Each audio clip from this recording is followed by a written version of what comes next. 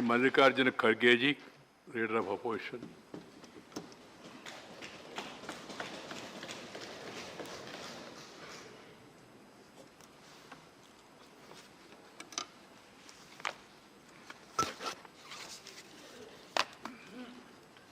माननीय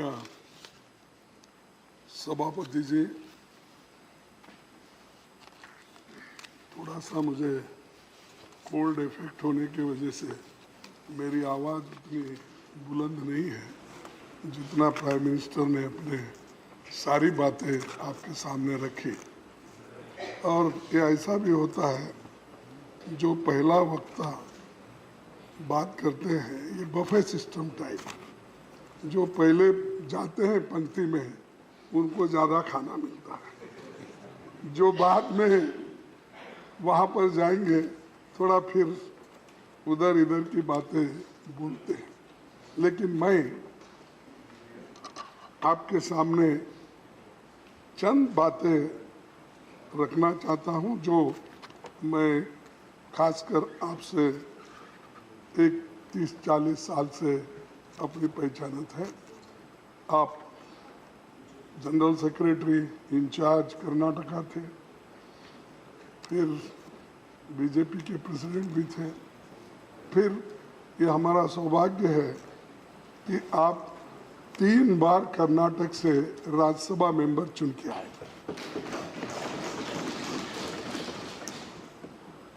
तो सभापति जी, विचारों के सदन राज्यसभा के चेयरमैन के रूप में आपकी विदाई के मौके पर मैं चंद बातें रखना चाहता हूँ। ये तो परमानेंट हाउस होने के कारण संसदीय लोकतंत्र में राज्यसभा की अलग हैसियत है। आज जबकि देश आज़ादी के 75वें साल पर उत्सव मना रहा है, इस हाउस पर भी देश के लोगों की निगाहें पड़ रही है। आपके लिए न ये हाउस नया रहा है, न ही हम लोग नए हैं। 19 सालों तक आप राज्यसभा में सांसद रहे। आपके साथ हमारे लगाव का एक दूसरा भी कारण है, जो मैंने पहले ही बताया कि 3 बार राज्यसभा के सदस्य आप चुने गए कर्नाटक से। आप छात्र जीवन से ही राजनीति में एक्टिव रहे। जय आंध्रा आंदोलन चलाने से लेकर अब तक अपने लंबे राजनीतिक जीवन में आपने कई भूमिकाएं निभाई। 1978 से 1985 के बीच 2 बार आप आंध्र प्रदेश के विधानसभा सदस्य भी रहे। यूपीए सरकार के दौरान 2008 से 2014 के बीच आप स्टैंडिंग कमेटी होम के चेयरमैन भी थे। मैं विशेष रूप से आपको ये याद दिलाना चाहता हूँ, आप भूल तो नहीं जाते क्योंकि बहुत से आर्टिकल आपने लिखते ही रहते हैं और अपने पुराने विचारों को भी दोहराते हैं। हम हर पेपर में किसी न किसी दिन वक्त वो पढ़ते ही रहते हैं। लेकिन आपने जो आर्टिकल 371 जे स्टैंडिंग कमेटी के चेयरमैन होने के नाते हम कर्नाटक के लोग जब आपसे अपील किए, ये बहुत दिन से पेंडिंग है और ये जो है एनडीए सरकार में इसको नकारा गया था, लेकिन उसको किसी न किसी तरह से हैदराबाद कर्नाटक एरिया को उसको एक पुष्टि देने के लिए, प्रगति करने के लिए हम उस आर्टिकल 371 जे को यहाँ पर अमेंडमेंट करना चाहते थे। तब आपने फौरन उसको स्वीकार किया। यहाँ तक भी यहाँ पर ऑफिस नहीं था, तो हम लोग कर्नाटक भवन में जाके जो चीफ मिनिस्टर थे उनको भी बुला के हम सभी में बैठकर उस आर्टिकल 371 जे को आपने स्वीकार किया और वो अमेंडमेंट के रूप में इस सदन में उस सदन में आया। ये भारी जो यूपीए सरकार में जो वायदा किया था वो निभाए, उसके लिए आपका भी मैं धन्यवाद करता हूं। और जो लोग अच्छा काम करते हैं अगर वो याद नहीं करेंगे तो अच्छा नहीं लगता। आपने बहुत बड़ा काम करने के लिए हमको हिम्मत दी और सपोर्ट किया। राज्यसभा में आपने 11 अगस्त 2017 को सभापति के रूप में अपने प्रथम भाषण में कहा था कि मुझे सभा के दोनों पक्षों की संवेदनाओं, नियमों, मेंबर्स के अधिकारों, विशेष अधिकारों और भावनाओं और कुछ अवसरों पर उनकी हताशा की जानकारी है।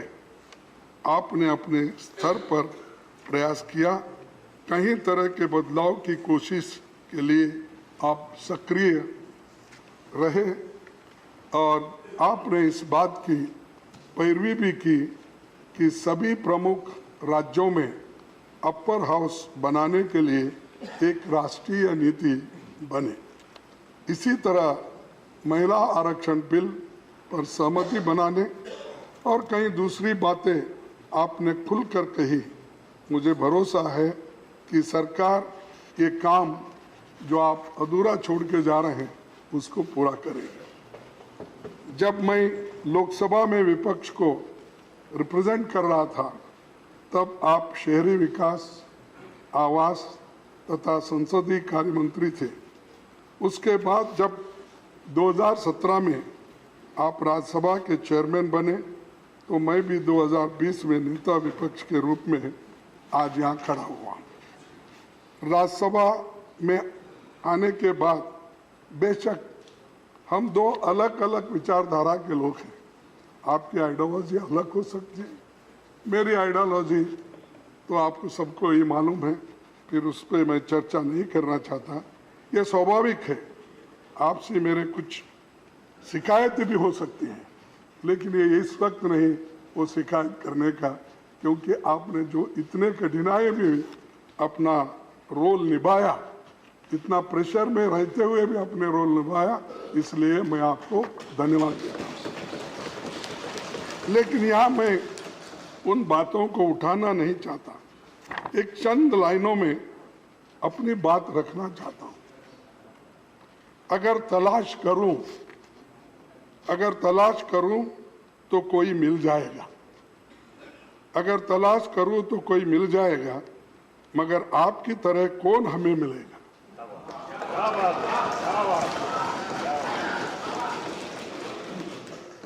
आपके साथ से यह मंजर रौनक जैसा है, आपके साथ से यह मंजर रौनक जैसा है, आपके बाद में मौसम बहुत सताएगा।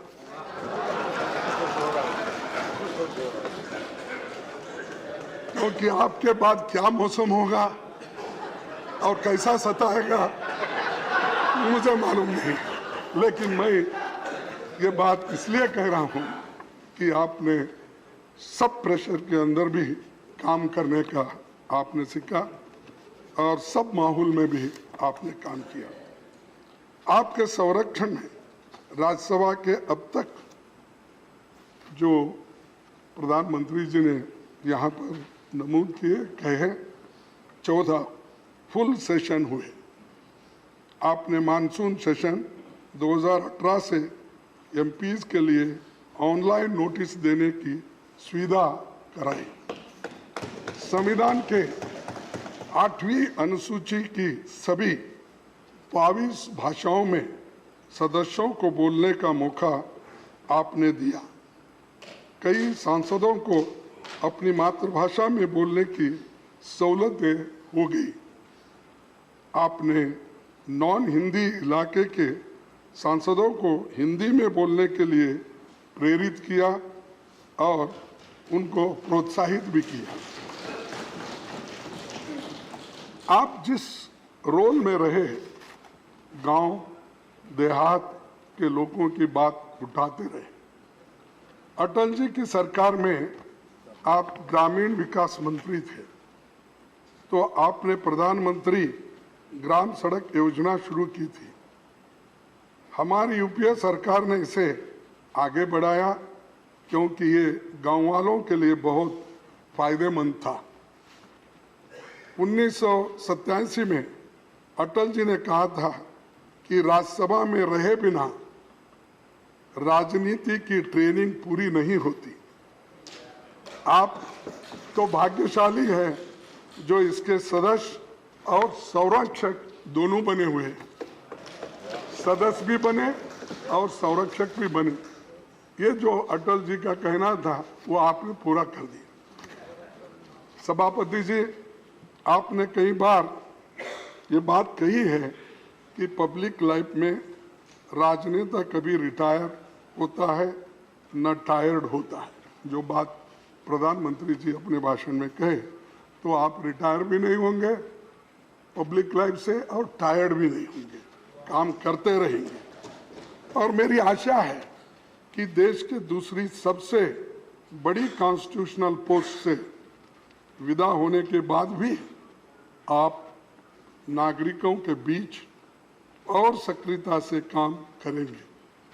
इस देश के लोकतंत्र, समता, समानता, संविधान के मौलिक तत्वों पर युवा पीढ़ी का मार्गदर्शन करते रहेंगे। आपकी विदाई के मौके पर मेरे मन में कई विचार आते हैं। कोरोना संकट के दौरान भी आपने काफी प्रयास करके हाउस चलाने का प्रयास किया। सिटिंग अरेंजमेंट को बदला गया, सांसदों को कोविड प्रोटोकॉल के हिसाब से बैठाने का काम भी करना पड़ा और एक एक यानी यहाँ पर जो बेंच पे एक या दो और बहुत से सदस्यों को ऊपर बिठाया गया, चंद को पार्लियामेंट में बिठाया गया, लेकिन आप अपना काम नहीं छोड़े। कोविड के पीरियड में भी आप अपना काम करते रहे। आपने 2018 में रूल्स की समीक्षा का जो काम आपने आरंभ किया था, उस पर सभी दलों से विचार कर काम आगे बढ़ना चाहिए। कई नियमों को बदलने की जरूरत है। आज हाउस में जो बातें होती हैं उसका पूरा देश और दुनिया देखती है। राज्यसभा और लोकसभा दोनों की विशिष्ट भूमिका है। मैं यहाँ एक बात रखना चाहता हूँ कि लोकसभा और राज्यसभा की टीवी दोनों का मर्जर नहीं होना चाहिए था। जनता के सुख दुख से जुड़े मामलों पर गंभीर चर्चा हो, सर्वोत्तम समाधान भी निकले, ये बात देश के सभी लोग चाहते हैं। राज्यसभा अलग अलग विचारधाराओं की राजनीति का केंद्र भले हो, नजरिए में भले कुछ फर्क हो, लेकिन सबका लक्ष्य और सपना देश के इंक्लूसिव ग्रोथ, लोकतंत्र और संविधान की रक्षा, एकता कायम रखने का होना चाहिए। हमें उम्मीद है कि इसके लिए आपका योगदान जारी रहेगा, क्योंकि आप पहले ही कहे हैं बहुत बार कि मैं रिटायर्ड नहीं होता और टायर्ड भी नहीं होता। तो इस बात को आप ध्यान में रख के इस इंक्लूसिव ग्रोथ, लोकतंत्र और संविधान की रक्षा के लिए और भारत के एकता के लिए आप हमेशा लड़ते रहेंगे। मैं आपके स्वास्थ्य और सार्थक जीवन की कामना करते हुए इस पंक्ति के साथ आपको बहुत शुभकामना देता हूँ, क्योंकि ये बहुत ही अहम है। कहाँ आंसुओं की ये सौगात होगी, कहाँ आंसुओं की ये सौगात होगी, नए लोग होंगे, नई बात होगी। चिरागों को आंखों में महफूज रखना, चिरागों को आंखों को महफूज रखना, बड़ी दूर तक रात ही रात होगी। मुसाफिर है हम भी मुसाफिर हो तुम भी, किसी न किसी मोड़ पर फिर मुलाकात होगी। धन्यवाद आप सभी को। धन्यवाद खड़गे जी। मैं व्यक्तिगत रूप में बफे को ज़्यादा पसंद नहीं करता हूँ, सहपंक्ति भोजन के पक्ष में हूँ और विश्वास भी करता हूँ। इसलिए निश्चिंत रहिए, लाइन में कहीं भी बैठे वहाँ तक आपको सब मिलेगा ऐसा, मगर अपना अपना स्वास्थ्य के हिसाब से लोगों को खाना है। Shri Derek B O'Brien, Trinamool.